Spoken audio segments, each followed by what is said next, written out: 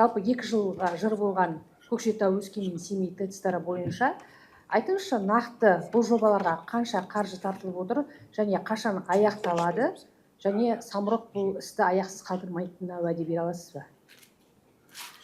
Рахмет сұрағыңызға, Сәлім. Енді жұмыс биыл басталады.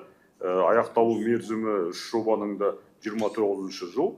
Сондықтан тиісті жұмыс, енді қазір ол барлық жұмыс бірінші күннен бастап барып құрылыс бастап кетілмейді ғой. Тиісті жобалық сметалар жасалады, оның талдауы бар, сосын жаңағы барлық құралдарға тиісті тапсырма беру керек, оны дайындап әкелу керек. Бірақ қосымша жаңа геодезия, дайындалу жұмыстары бәрі басталып жатыр, енді күн ауа райы жаңа ашылғаннан. Жалпы қаржыландыру мәселесін Самұрық энерго компаниясы өзі шешіп жатыр, ол бюджеттен емес, ол несие арқылы.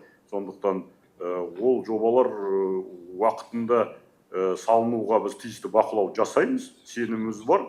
Енді мен бүгін сәуір айында 26 жылда отырып сізге уәде бергеннен пайда жоқ шығар. Біз оны өзіміздің қызметтік құзыретімізге байланысты бақылап, тиісті ақпаратты беріп отырамыз. Бұл мәселеге күмән тудырып отырған себебімізді өзіңіз білесіз. Бұл ТЭЦ-терді кезінде ресейлік инвесторлар салу керек болған. Не себепті олар бас тартқан туралы сіздерден нақты ақпарат жоқ. Не себептен ресейлік инвесторлар бұдан бас тартты? Неге күмәнмен қарап отырғанын жаңа өзіңіз айтып отырсыз, уәде бере алмаймын дейсіз. Яғни уәде бере алмасаңыз тағы да сенімсіздік туып тұр да, сіз қаржы көлемін де атай алмай отырсыздар. Мен біраз дұрыс түсінген жоқ шығарсыздар. Уәде бермеймін деген мен оны басқа мағынамен айттым, жарайды. Ол мәселені талқыламай қояйық. Жалпы құнына келсек, мен оны ашық ақпарат қой. Жаңа біз 2 рет бердік. Көкшетау электростанцияның бағасы 350 миллиардтың көлемінде, Семей мен Өскеменнің бағасы 400 миллиардтың көлемінде, өйткені оның қуаттылығы жоғарылау Көкшетаудан. Ол бәрі белгілі, тиісті техно-экономикалық негіздемелер бірінші баста жасалған. Қазір бірақ тиісті жобалық сметалық құжаттар жасалып, мемлекеттік сараптамадан өткеннен кейін нақты бағасы арзандауы сол жағы бәрі қарастырылады. Ресей тарапынан келсек, үкіметаралық келісім болды. Оны мен осы жерде отырып сіздерге ақпаратты айттық.